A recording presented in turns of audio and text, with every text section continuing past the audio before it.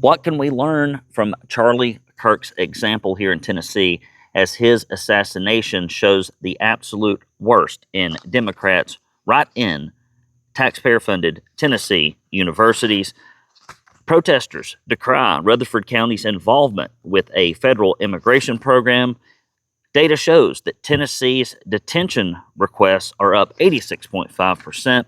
Clarksville school resource officer suspended for the crime of citing scripture and praying with football players. Monty Fritz announces his candidacy for Tennessee governor.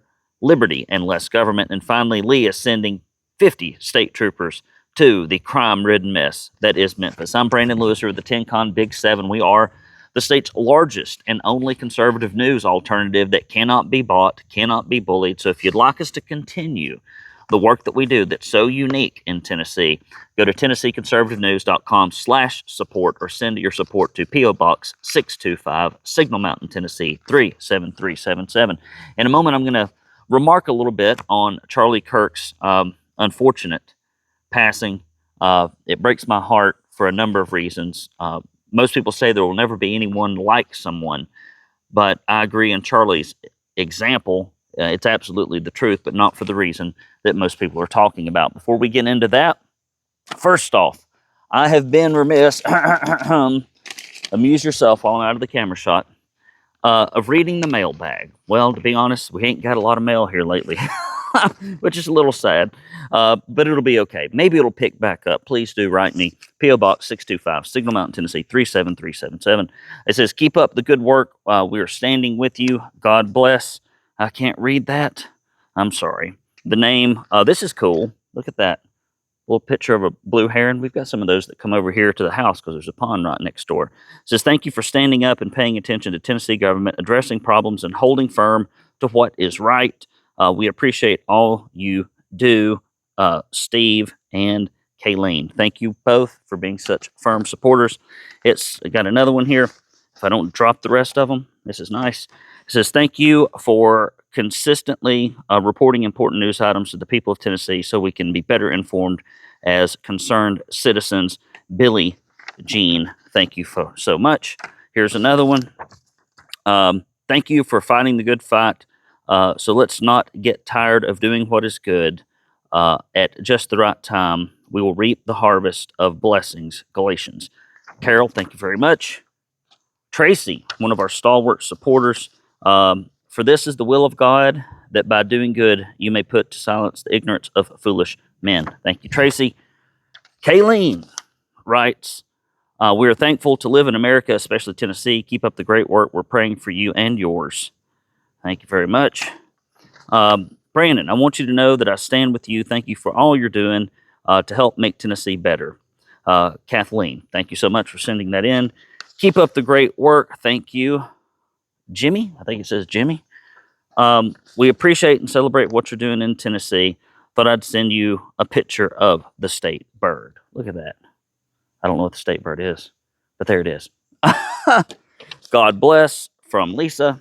And finally, keep up your good work, Brandon. We love you and your writers. Here is some financial support, hopefully to send more next time. Need to cage the rhinos. Rhinos are worse than radical Dems. I agree. I love Adelia and Olivia. Well, thank you so much, Michael, for sending that in. All right, guys. Appreciate you bearing with me there. First story. You know, I shared this with Michael Yaffe yesterday. And it's simply this. I've kind of gotten a little jaded about being in conservative politics after 20 years. Never so much as in the last 5. What coming up on October will be 6 years of running the Tennessee Conservative, because I get tired of people empty talking. Like, let's get in a room and talk. Let's get in a room and hear some red meat speeches. Let's pontificate on conservative principles 24/7. But when it comes time to spend time or money doing something that practically makes a difference, the enthusiasm in the crowd just disappears, right? Conservatism is something that makes you feel good as a keyboard warrior, but it's not necessarily something you live out. Well, Charlie Kirk wasn't like that. He was one of the few talking heads that actually made a difference. You know, they're Chase the Vote. They spent $108 million. They targeted 80,000 low propensity ballots in Arizona. Those were Republicans that just hadn't voted in forever. And they turned out 30,000 people. He hit 25 swing states and made a huge impact with the young male vote. He trained over 7,000 volunteers in Arizona. That's 2 to 3 per precinct. Think about your precincts where you are. They're not very big. Having 2 to 3 people in there helping get out the vote makes a monumental difference. He also had 1,000 full-time staff, and he added tens of thousands of young Republicans that turned out to the voter rolls, and they spent $85 million just in his other organization, TPUSA, to actually turn out the vote. And so I think the lesson that we can learn from Charlie Kirk's example, the one that I don't really hear people talking about as much, is the fact that he was very practical in his politics. Yes, he loved to pontificate. He was a great apologist, one of the most rapid deployers of sequential facts to refute or change minds. He was also persuasive, not just argumentative. So, I mean, he could have been his own unique individual in that aspect alone. But to me, the thing that speaks the largest volume is that he made a practical difference. So for Tennesseans, guys, follow Charlie Kirk's example. Donate. Notice that I'm mentioning money here. Why? Because it takes money to change culture in elections. Donate to conservative causes and candidates. You know, if you're one of the 85, 87% of people on our list that are just freeloading, like, just give, even if it's something small, okay? That's the reason we don't have many conservative media outlets, is because there's no money in it. So at least support the one we have. Knock on a door. Volunteer for a campaign. Make phone calls. Write letters. Do something with your time and money that makes a practical difference. Run for office. Help a candidate. Help an organization. But by all means, don't just post on Facebook. Don't just go to events and go home. Let's not get in a holy huddle, go home and make zero difference. Follow Mr. Kirk's example. Now, the thing that I think is most offensive to liberals is the fact that he was effective. And that's why you get comments from taxpayer-funded employees that our conservative taxpayers go to into these liberal indoctrination camps masquerading as universities.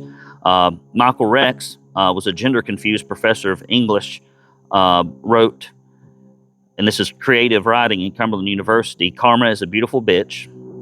Another post referred to Kirk as a Nazi. Another one involves Laura Sosh Lightsey, an assistant dean of students at Middle Tennessee State University, said, Charlie spoke his fate into existence. Hate speech begets hate, zero sympathy. MTSU fired her immediately. I think these other universities should follow suit. East Tennessee State University, 2 faculty members, imagine that, ETSU, you would expect it. Andrew Herman and Russ Brown said that Kirk reaped what he sowed. Yes, when you're out there just talking free speech, which is a protected First Amendment right in Tennessee and in the nation, one of the only countries that really has as close as we can get to true free speech, that is offensive to Democrats. It's offensive to liberals because they don't win on ideas. They win on emotions. And then London Lamar found herself under scrutiny saying that basically the TPUSA event should be canceled because of potential violence. No, the transgender crazy, mental illness, this dark spiritual battle that we're fighting that's turning our kids into murderers, and people that don't have values that value life. I mean, that's what we need to be after here. It's not, hey, we need to quit having free speech because somebody might get hurt. No, we need to get to the root cause of these cultural issues that are producing these maniacs, these murdering maniacs, get down to the bottom of it and root it out of every part of our culture. Next story, protesters decry Rutherford County's involvement with federal immigration program. Trying to enforce the laws? Oh, we're not a nation of laws. We're a nation of political opinions and emotions. Protesters gathered outside of Rutherford County Courthouse this week over the county's decision to become the latest jurisdiction in Middle Tennessee to partner with federal immigration authorities. The protest was promoted by local Democrats and supported by, drumroll please, the Murfreesboro Democrat Socialists of America. I don't know that they had to put socialists in there. I think Democrat and socialist are basically synonymous at this point. Commissioner Hope Oliver called ICE a terrorist organization. Rutherford County Sheriff Mike Fitzhugh said that the office does not arrest people specifically for immigration issues. It's basically just that when they get arrested, if they have a detainer or they don't have proper immigration, we get rid of them. I think of all the people that we should get rid of first that are here already breaking our laws are folks that have broken the laws for a second time. Meanwhile, in the town of Mason in West Tennessee, illegal aliens have been have begun rather to arrive at a former prison that has recently been reopened as a detention center for ICE, and it's expected ICE will make around 240 new jobs. I can think of no better occupation to be working on. Immigration data shows that ICE detainer requests up 86.5%, which is a good thing. Even Davidson County is up 31.8%, but Memphis, which is just skirting the law here, has only increased by 3.61%.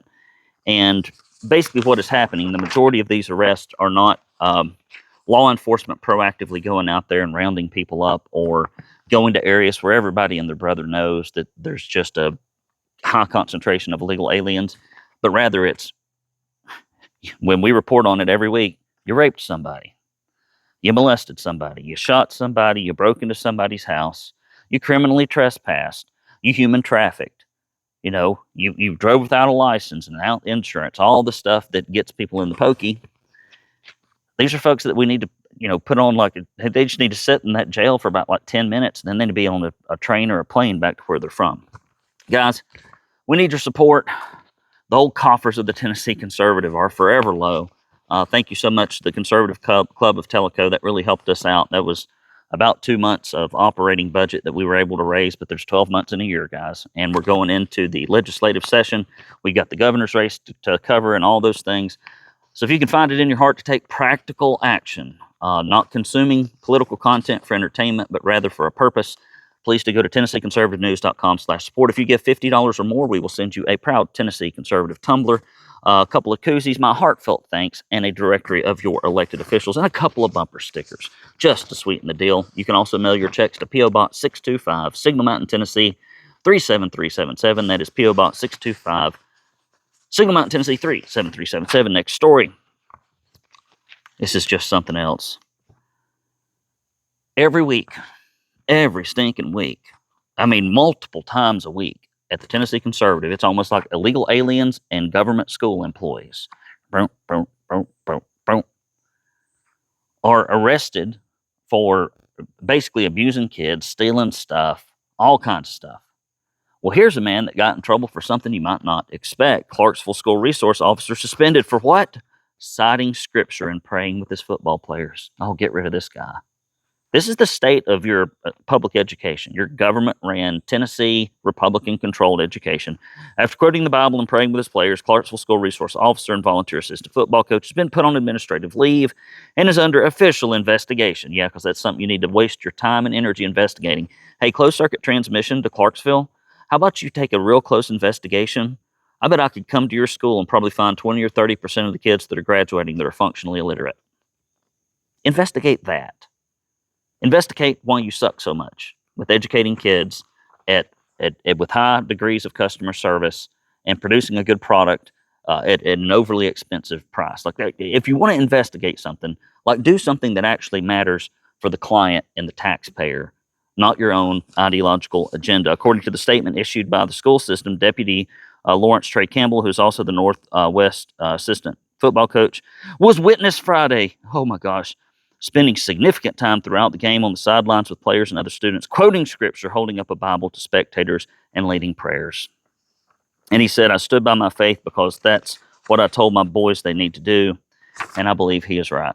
So I'm just telling you guys, I don't think the old government babysitting apparatus can be saved. I just don't. I have very low hopes for it. Next story.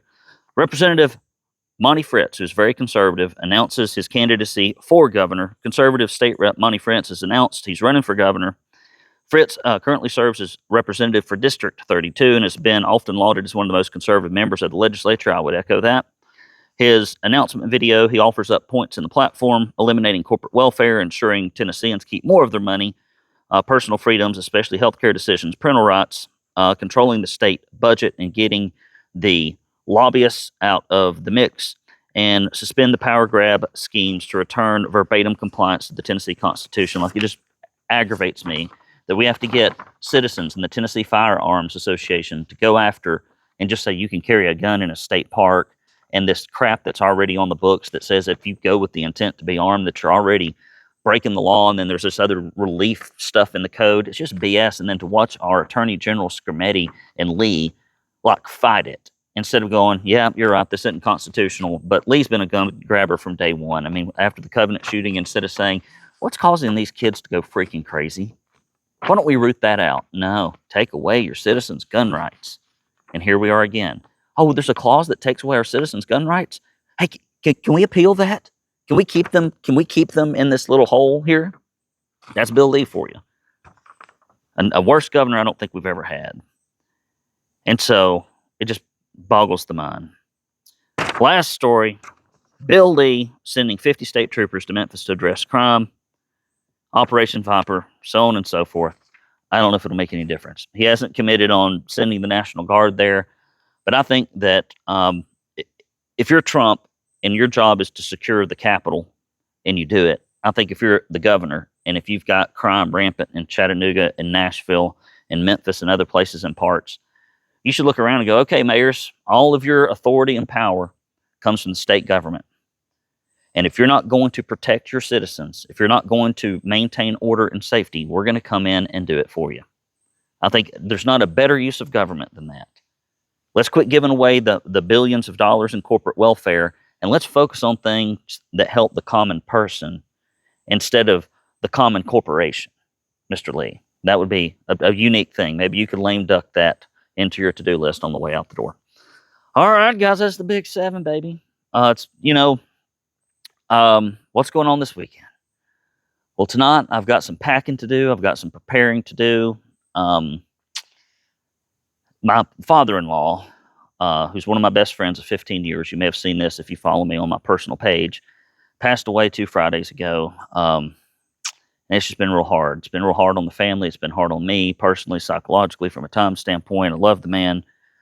He was cheerful. He was reliable. He was affable. We went camping, hiking, backpacking, all over. I never thought of him as my father-in-law. I thought of him first as my friend. And so I lost a very dear friend on the heels of losing one a few months ago. And it's just been kind of depressing, to be honest with you. And so Saturday, we've got a memorial.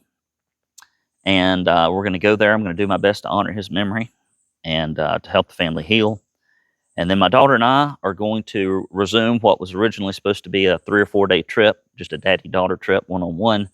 We're truncated and abbreviated. We're going to leave thereafter and go on a little camping trip. Very simple. We're just going to throw a tent up, take our bicycles, go stay at a nice Tennessee state park, one of the things that government tends to do pretty well, and have fun and just spend some one-on-one time in a little one-day thing. So that's my weekend. Some sadness and some gladness, and probably a whole lot of mix in between as we process this stuff. So I would appreciate if you'd keep the Fincher family in your prayers, our family, and pray for our publication, pray for our nation. Look, we are mentally ill, spiritually ill, lacking in leadership, and I could say the same thing at the state level. It's just kind of a melancholy couple of days here, but you know what? I've always been one to try to not focus on things I can't control. And I don't mean to just put up blinders and not have sympathy and empathy, but I'm like, this is sad, but what can I do? What can I do? What can I put my arms around? What could I say? Hey, I'm making a measurable difference. It may not be the biggest difference, but it's measurable. I can look and say, okay, we've changed some things. We've made some progress. And I think I would encourage people that are saddened by the death of Charlie Kirk to take that weeping, to take that rage, and to turn it into WORK. Turn it into work. Turn it into something of value that you can point to that actually makes a difference. That's what Mr. Kirk did. I mean, he lived that example. More conservatives need to do it. Let's get out there and not be so focused on entertainment and hearing our own thoughts parroted back to us for affirmation. But let's go out into the world. Let's go into the homes of people that we need to turn out. Let's run for office. Let's write checks. Let's make online donations. Let's do the things that would really honor Charlie's memory, and that is to continue the fight in a way that's practical, effective, and measurable. Love you guys. Mean it. Brandon Lewis here with the 10 Con Big 7. Until next time, signing off. See ya.